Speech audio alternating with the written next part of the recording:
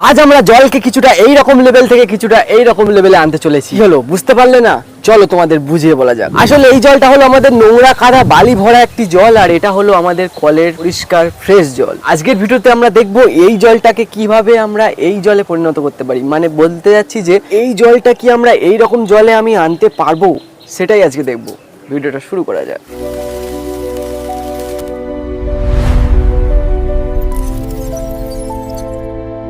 আচ্ছা, এই লেভেল থেকে এই লেভেলে যদি আমি আনতে পারি তাহলে আমি একবার টেস্ট করেও দেখবো কেমন খেতে, বা তোমাদের সাজেস্ট করতে পারবো কিনা।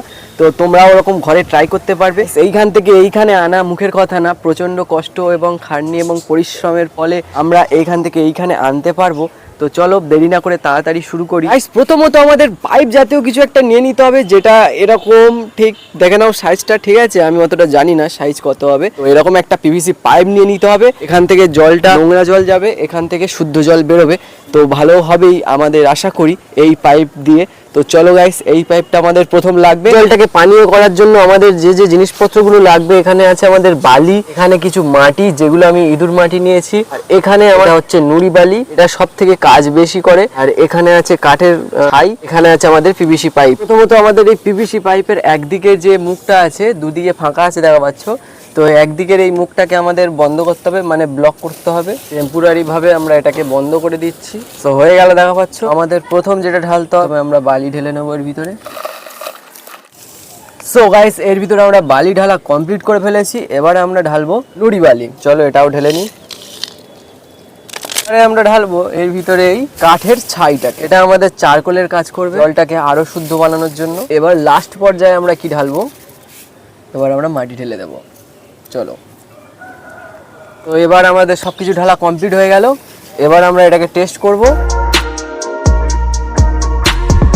এই যে আমরা মেশিনটা বানিয়েছি, এই মেশিনটা দিয়ে আমরা এই জলটা ফিল্টার করতে চলেছি। তোমরা জলটা দেখলেই বুঝতে পারবে প্রচন্ড নোংরা একটি জল।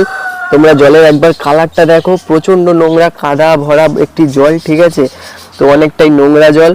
তো এই জলটাকে আমরা ফিল্টার করে এই মেশিনের মাধ্যমে বার করব ওই গ্লাসটায়। এই জলটার কালারটা তোমরা এখন দেখে নাও।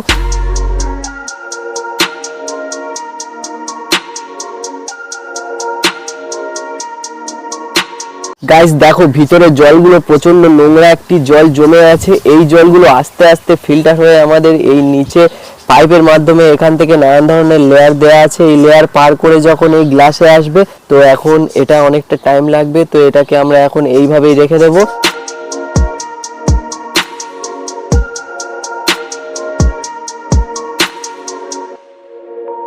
এটা হচ্ছে সেই জল যেটাকে আমরা ফিল্টার করতে দিয়েছিলাম।